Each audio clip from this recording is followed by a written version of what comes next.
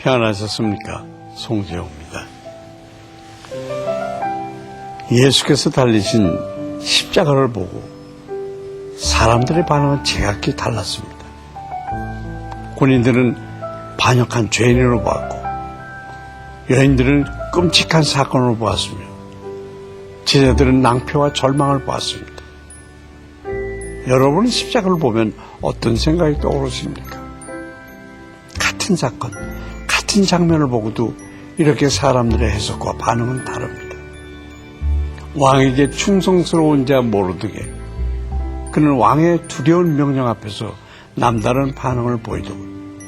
그를 붙들어 주었던 신앙의 힘은 무엇인지 오늘의 말씀 함께 읽어보도록 하겠습니다.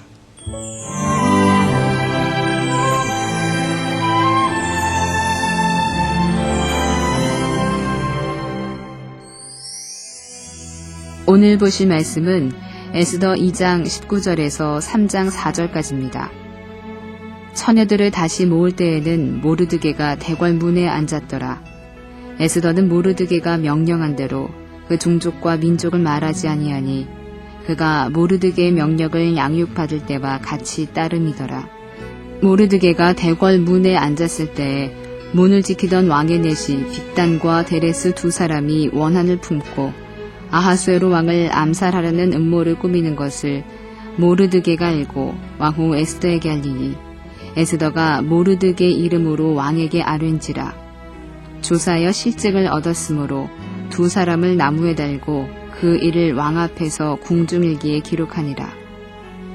그 후에 아하수에로 왕이 아각 사람 함므다다의 아들 하만의 지위를 높이 올려 함께 있는 모든 대신 위에 두니 대궐 문에 있는 왕의 모든 신하들이 다 왕의 명령대로 하만에게 꿇어 절하되 모르드게는 꿇지도 아니하고 절하지도 아니하니 대궐 문에 있는 왕의 신하들이 모르드게에게 이르되 너는 어찌하여 왕의 명령을 거역하느냐 하고 날마다 권하되 모르드게가 듣지 아니하고 자기는 유다인임을 알렸더니 그들이 모르드게 일이 어찌 되나 보고자 하여 하만에게 전하였더라.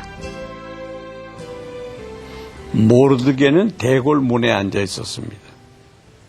당시 성문은 정치 경제의 중심 장소로 이곳에 모르드게가 앉았다는 것은 그가 바사의 행정 관료였음을 보여주는 것입니다. 그런데 이곳에서 그는 우연히 왕의 두 내시가 원한을 품고 왕을 암살하려고 하고 있음을 알게 됐습니다.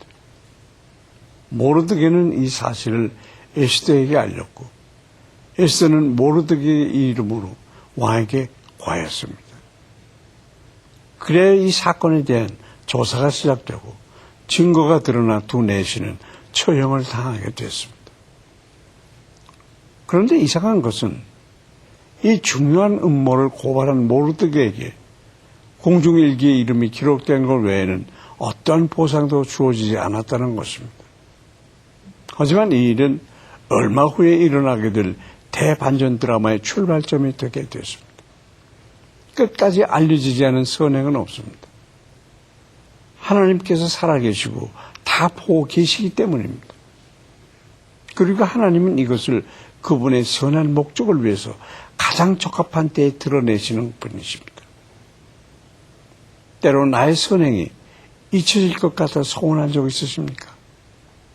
우리의 작은 선행일지라도 하나님께서는 선한 목적을 위해서 가장 적당한 때에 드러내시고 상을 베풀어 주실 것입니다. 그것을 믿고 묵묵히 선을 행하는 여러분 되시길 바랍니다. 아하수에로의 왕에게 가장 신임을 얻은 신하는 아각 사람 하만이었습니다. 왕은 모든 신하들이 그에게 꿇어 절하도록 명령할 정도로 그를 모든 대신들 위에 높이고 있습니다. 하지만 모르드게는 하만에게 꿇지도 않고 절하지도 않았습니다. 이것은 참으로 위험천만한 일이었습니다.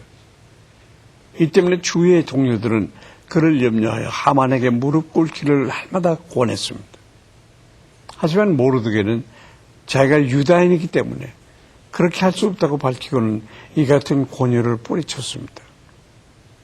그가 유다인이기 때문에 아각 사람 하만에게 무릎 꿇을 수 없다고 한 이유는 아각 사람이 바로 유다의 원수요, 하나님께서 진멸하라고 하신 아말렉 족속이기 때문입니다. 하지만 원수가 권력을 장악하고 있는데 그에게 무릎 꿇지 않는다는 것은 보통 일이 아닙니다. 참으로 모르드게에게는 죽으면 죽으리라고 하는 절대 신앙이 있었던 것입니다. 하나님의 가치관과 세상의 가치관이 부딪힐 때 여러분은 어떤 반응을 나타내십니까? 가끔은 지혜와 융통성이 필요하지만 그 중심에 있는 신앙, 진리는 절대로 흔들리지 말아야 할 것입니다.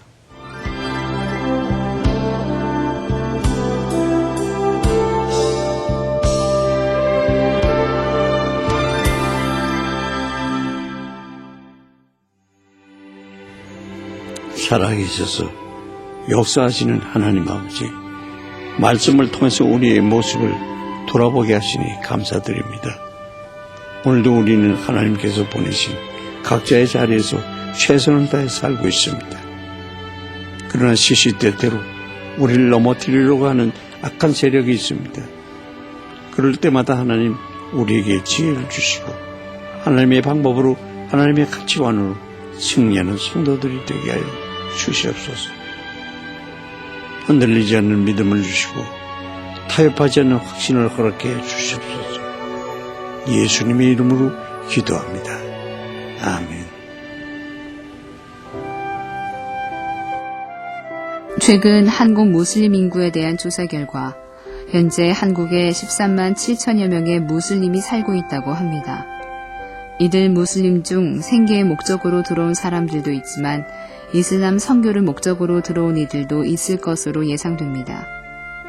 유럽 이슬람화의 전진기지로 극단주의 무슬림들의 요충지가 되어버린 런던과 120만 명 이상의 무슬림이 있는 영국의 상황을 봐도 알 수 있듯이 우리나라도 시간이 지나면 자연스럽게 이슬람 세력이 확장될 수 있어 구체적 대안 마련이 시급합니다.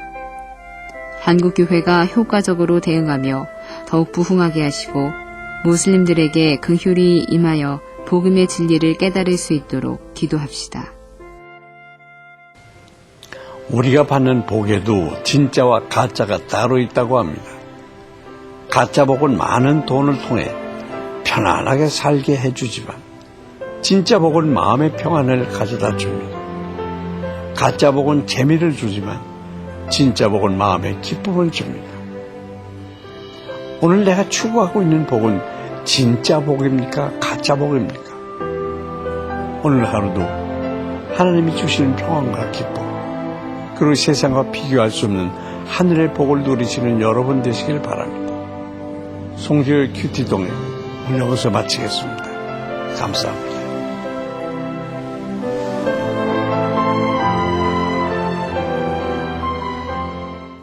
이 프로그램에는 GTM에서 큐티 교재 GT를, 책으로 만나는 성지 순례 답사기 바이블 루트를, 수아영에서 기초 화장품을 협찬해 주셨습니다.